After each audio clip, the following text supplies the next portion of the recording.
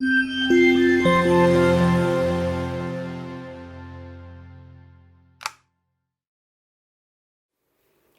right, for the next 15 minutes, we are going to talk about email habits. So what's fascinating about email is back in the day, like when I was in grade 8 and writing letters and school reports, so like really not that long ago, but long enough ago, there was such a focus on spelling and grammar and syntax and the audience that you were writing to. And I am the first to admit, and I have an English degree, that email is one of those things that slowly but surely is coming a dumping ground for whatever thoughts and emotions and objectives that you have. And it's to get them to the other party as fast as humanly possible, because we all have a million things to do in a day. And the problem with that is that all of the joy of writing and the reason that we write and communicate with people kind of gets pushed to the side a little bit. And you often end up with having these really, really, really sloppy verbal diarrhea schlah that end up in somebody's inbox. Now for you, for me, basically everything I'm saying to you, I'm speaking of myself. So this isn't an attack on you. It's an attack on me. And I'm just saying you because it makes me feel better. But there's somebody on the other side of this that's going to get this information, and you are totally going to be judged for how you write and what you're saying when you write it. So we're going to talk today about 21 unprofessional email habits that make everybody hate you, even if it's just for 30 seconds, not long-term hate, just a little bit of hate. And hopefully it'll give you a couple ideas for before you hit send to make sure that you are thinking a little bit more about the person on the other side. Okay, so we are going to use a PowerPoint presentation. So this is the end of my face for a little bit. So long. And we are going to start with number 1, sending urgent emails that aren't urgent. Like the boy who cried wolf, if you abuse the urgent marker, it won't be long until no one will pay any attention to it. So oftentimes at the start of an email in a subject line, you'll go urgent, blah, please reply now, blah. Unless it's actually urgent, guys, try and avoid that. Remember that there's some people out there who might be like neurosurgeons that have a totally different understanding of what urgent means to you. So use that respectfully, and make it so that when you are saying urgent, that you're not abusing it and someone's actually going to make sure that they're responding to it appropriately. Okay, putting words in all caps. Are you yelling? Because that's what using all caps looks like. Now, we've all made the accidental mistake where sometimes you're sending a text message and you have all caps long and then you send it to someone and they think that you're really, really mad. That can happen in email too. Especially in email, you want to make sure that you are not doing that unless it's absolutely necessary. And lots of times, guys, if you're using all caps, it's for a link like read more, enter here, use this link, something to draw attention versus actually explaining a concept. Being too casual.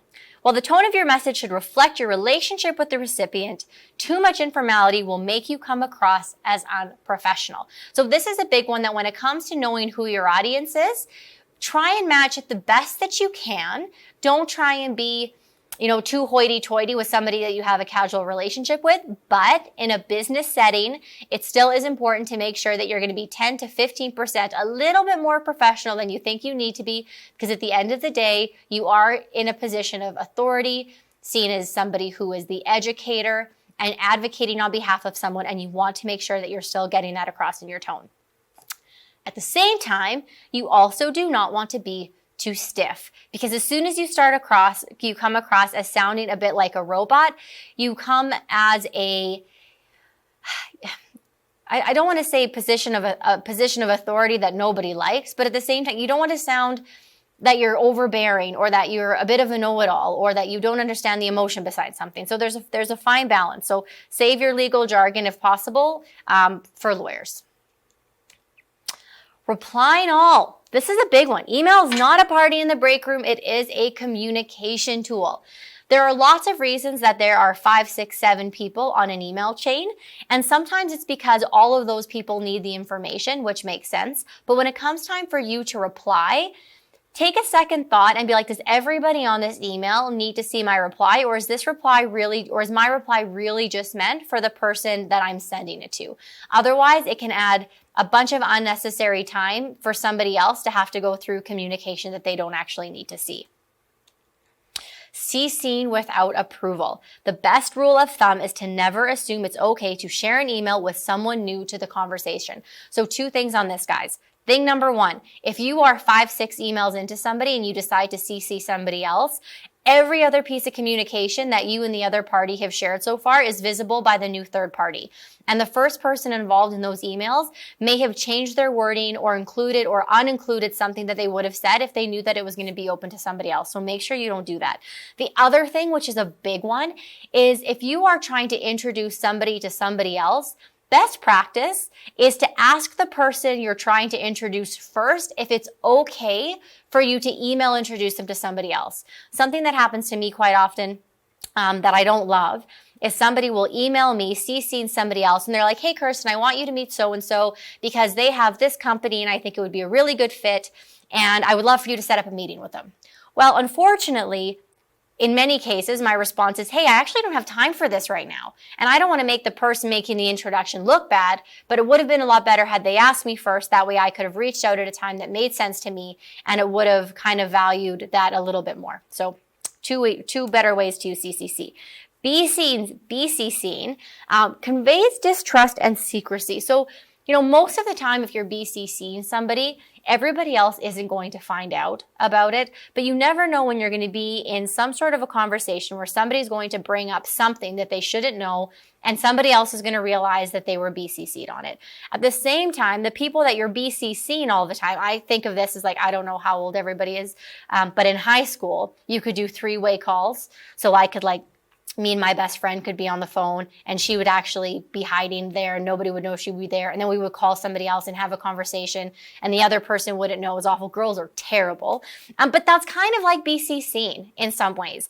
And even though the person you're BCCing is on the inside loop, it kind of shows to them that maybe one day they might be the person that is being hidden out on certain information or you're emailing them and someone else is on it. So just try not to do it unless it's totally necessary. If you need to, forward an email afterwards.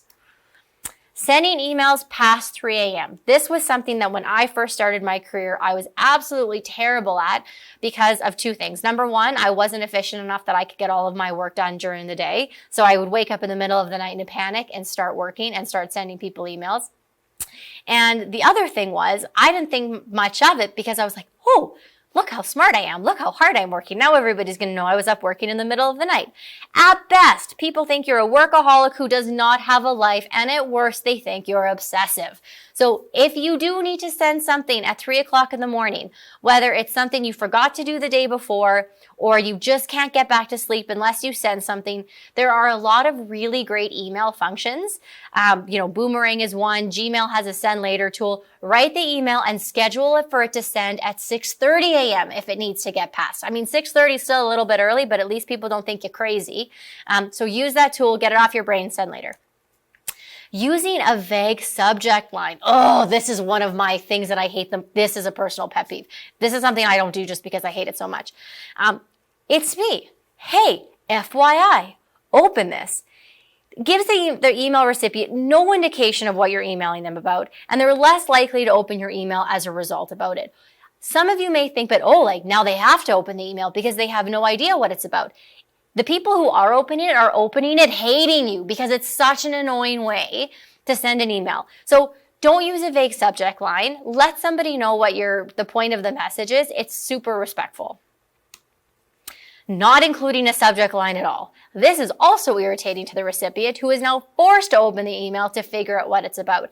And again, it's all about respecting other people's time. If you send somebody an email and they haven't opened it, it's because they're probably doing something else that's really important. And whether really important means something that's a highly prioritized task that day, or it means that they're at a swimming lesson with their kid, they're doing their best, just like you guys are on a day-to-day basis, to prioritize their inbox to do what they need to do. So by not including a subject line and forcing somebody to put your email in an order that it might not need to be in, again, is just a disrespecting the person's time.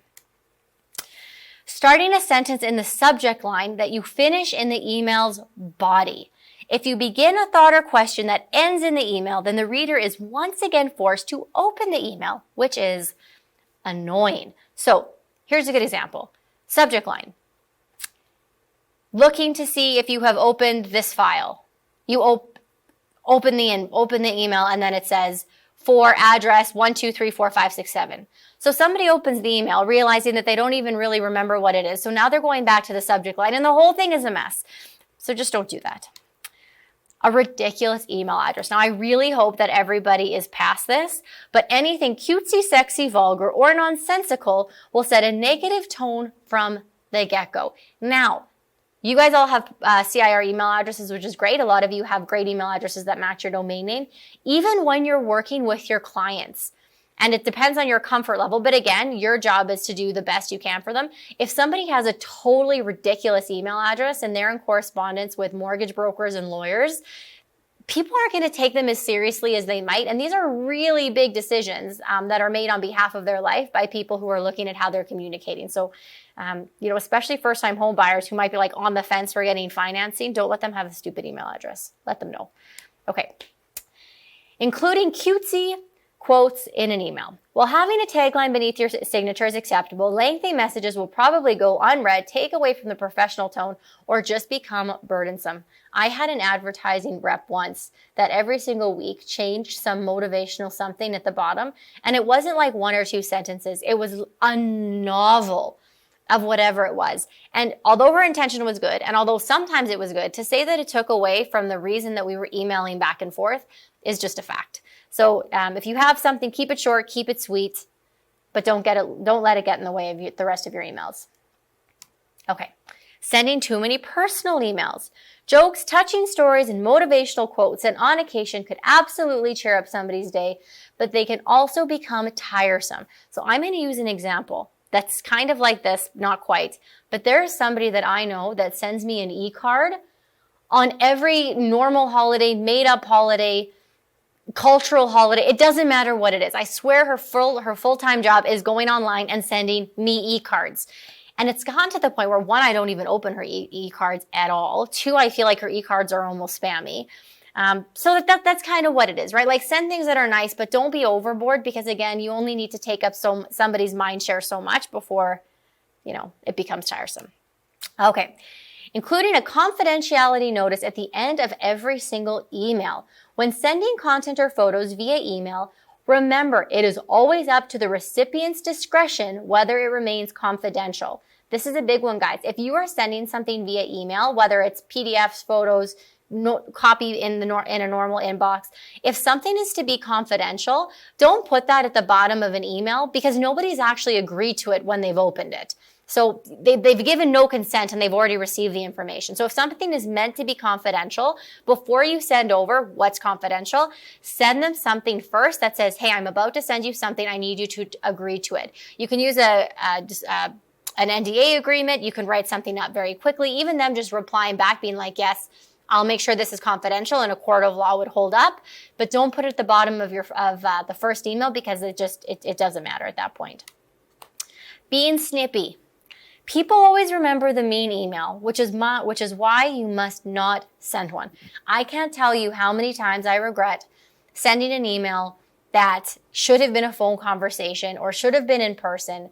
And, it might have just been 1 or 2 lines, disappointed in this or that really didn't work out, whatever it is. And the problem with email is that even if you're not trying to sound that snippy, when you take tone out and context and eye-to-eye contact, unless something is intentionally written to come off as being nice, it can come off curt and it can come off snippy. So if you're actually trying to be snippy in an email, let me tell you, by the time someone opens it, they're going to think that you hate them. And that is a really, really terrible feeling. And you yourself are probably going to end up spending the next day or 2 feeling crappy about how you've made somebody else feel. And now you're not going to want to see them or you're not going to want to call them because you're a little bit embarrassed and you don't know how it's going to go. So save yourself all of that and write nice emails. Same being curt. Sometimes if you're sending something very, very quick, that's totally fine. But if you're going to come across as being bossy or demanding, just putting in a little word like, thank you, all the best, so-and-so, even in a very, very short email, using a couple nice words goes a really long way to make sure that email isn't coming across curt. Numerous typos. This is where I shine. Typically not in emails, but I use Gmail chat a lot. And I have two of my staff members who are in the office who are doing this meeting right now. And it is beyond me that anyone can even read this for how bad some of my typos are when I'm trying to type really, really fast.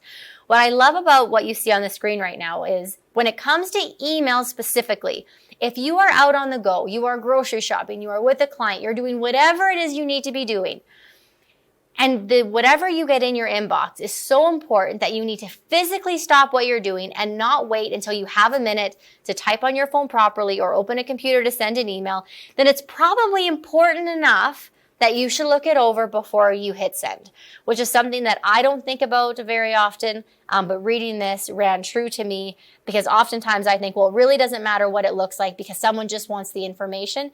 Yes and no. But just remember, just because you send the information and they're happy to have it, it might make you look a little bit less professional or a little bit less smart if every time you're pressing send on something, there's going to be 10 typos in it. Annoying punctuation. If you choose to use an exclamation point, use only one. If you would like to use a happy face, use it only when someone is really happy or you are really happy. If you are going to be using commas or colons, don't have it so that you can put 5 different thoughts in one sentence because people get super, super confused. Limit it to one sentence, start a new sentence. Instead of having 5 run-on paragraphs that take up an entire massive email, press enter a few times and just make it so that punctuation is used in a nice, easy way to make communication more effective without overdoing it so much that people start becoming confused in what they're reading because it is just loaded in syntax errors. And unprofessional fonts. Purple Comic Sans has a time and place, maybe, and by maybe I mean we might have a Halloween coloring contest at some point, and if we were to use a Purple Comic Sans in that one situation, it might make sense, and even at that, I don't know if it would totally make sense, but for business correspondence, keep your fonts, colors, and sizes classic. And going too long, this is a really, really big one, guys. Most people spend seconds, not minutes or hours reading an email. So a lot of people only skim them. So write your email accordingly.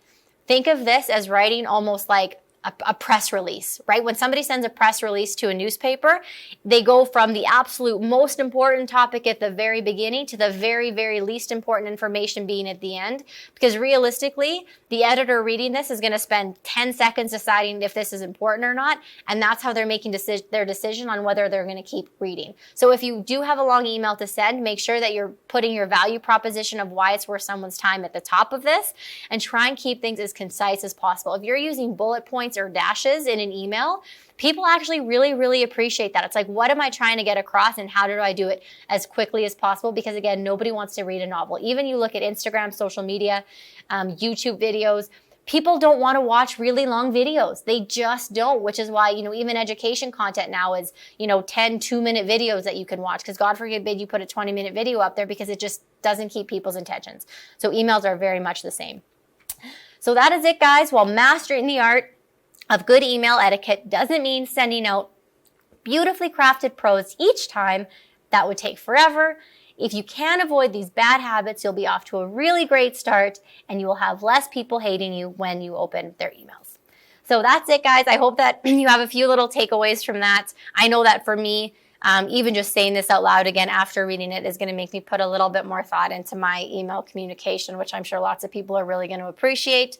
So that's that.